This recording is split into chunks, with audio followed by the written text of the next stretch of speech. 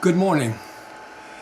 I want to talk this morning about leaving the body behind.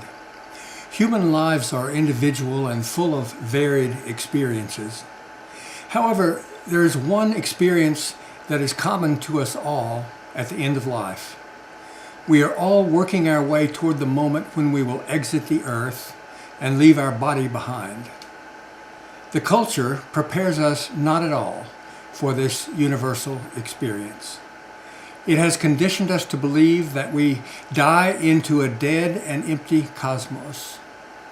Following the beliefs and visions of the consensus culture causes us to regard death as an aberration, a mistake, a cruel and meaningless trick of nature. The images supplied by the culture are those of falling into an immense, dark, bottomless, and empty abyss, and falling forever into that blackness. These are images of total annihilation. They create immense fear. We handle the fear through most of our life by ignoring the whole subject to the extent possible, until life brings us inexorably to the place where it can no longer be ignored. Then we are left to deal with it with only the tools and understandings that we have fashioned earlier. Those tools, if they are limited to the dictums of the culture, are woefully inadequate. The truth is quite the opposite. We die into fullness and livingness. The universe is, in fact, the quintessence of fullness and livingness.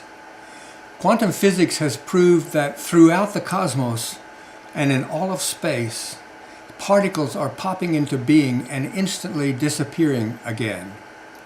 These particles are bits of living being. The universe is characterized by fullness, consciousness, intelligence, and livingness. From a cosmic perspective, there is no death. There is only constant metamorphosis of the living particles that make up material forms. They arrange themselves into material forms, exist for a time arranged in those forms, and then are released to rearrange themselves into other new forms. We can lose our bodies, but we cannot lose our life. Livingness is a basic characteristic of the cosmic field. We cannot fall out of that cosmic field. We cannot become separate from it. We can only change our form and merge back into cosmic livingness. This is what the culture calls death. It is actually merger back into the vast living whole. The entire cosmos is conscious. Consciousness, rather than material, is the reality of the cosmos. The consciousness that we use during our time on Earth is not ours. It is cosmic consciousness. It is the universe's consciousness, made available for our use by filtering it through the brain. Quantum physics has proved that material, at the deepest levels, ceases to exist. It turns into energy and light. If material vanishes at those levels, it cannot be the primary reality. Consciousness, the pure aspect of being, is the fundamental reality in the universe. The material world is emerging every moment from consciousness to produce the world that we see around us. Everything in the material world, including our own body, is transitory. After being held for a time in being, the material form in the universe dissembles itself and ceases to exist. This is true of mountains, worlds, stars, and galaxies. Everything material is temporary, always moving toward eventual disappearance of its form. Consciousness, on the other hand, is infinite and eternal. It never changes or diminishes, never ceases. It is an eternal field of livingness and awareness. When the body drops away, we dissolve back into the living, eternal consciousness of being, the cosmos. we go back home. Dying is not a matter of ceasing to exist. It is a matter of returning to the formless, ultimate life and consciousness of the cosmos where we originated. Quantum physics tells us that the cosmos is a unified field, a single thing without separate parts. This living singularity has the power to morph itself into forms that appear to us to be separate, but are in fact just temporary rearrangements of itself. When we were born, nothing was added to the universe.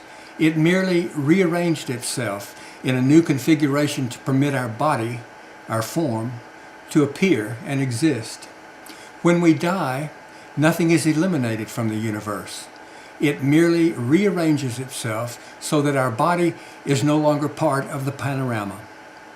We are, and have always been, the universe itself, eternally alive and eternally unfolding itself into new forms and arrangements. The definition of death is dissolving into the eternal, invisible livingness of the cosmos. We misunderstand reality when we think of death as annihilation, and the thought of losing our phantom self fills us with terror. The mistake comes about because the I narrative, the storyline of the ego, assumes that we are a separate self and that death is the loss of that separate self. That self does not actually exist. Our sense of self is created by the processes of our mind, as the Buddhists discovered centuries ago. The universe is a singular reality. There are no separate parts, no separate selves. There is only the invisible, eternal field of livingness of the cosmos.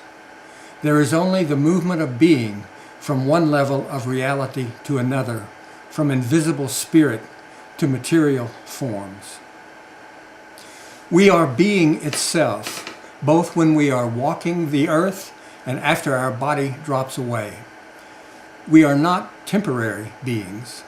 We are cosmic, infinite, eternal beings, manifestations of the invisible livingness that is being.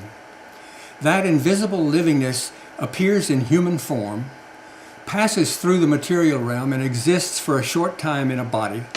Then it returns to its origin, pure, non-material livingness. We cannot separate ourselves from the living vastness of being. We cannot stop being. We cannot fall out of the field of livingness.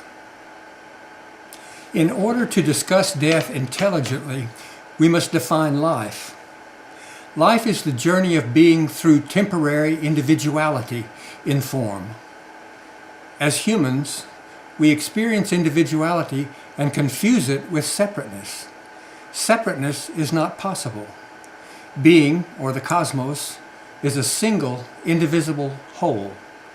However, being can present itself as countless individual forms without ceasing to be a singular wholeness. We experience this individuality in ourselves in living a human life, but it is individuality and not separateness. Our deepest reality continues to be being expressing itself, sometimes in form. A second mistake that we make regarding reality is that we identify ourselves with our bodies. We begin to regard our material form as us. This is a delusion. It is a part of the distortions of the I narrative. We forget, if we ever knew it, that we are much, much more than the body. We are the cosmos itself, temporarily in human form. We inhabit our bodies as vehicles necessary to carry us through the material realm, but they are not us. Having identified with the body, we conclude that when the body goes, everything that we are is extinguished also. Nothing could be further from the truth. We drop our bodies and our individuality, but we never drop our consciousness and our life. Those aspects of reality are fundamental to being and exist eternally. They were always at the core of our true nature.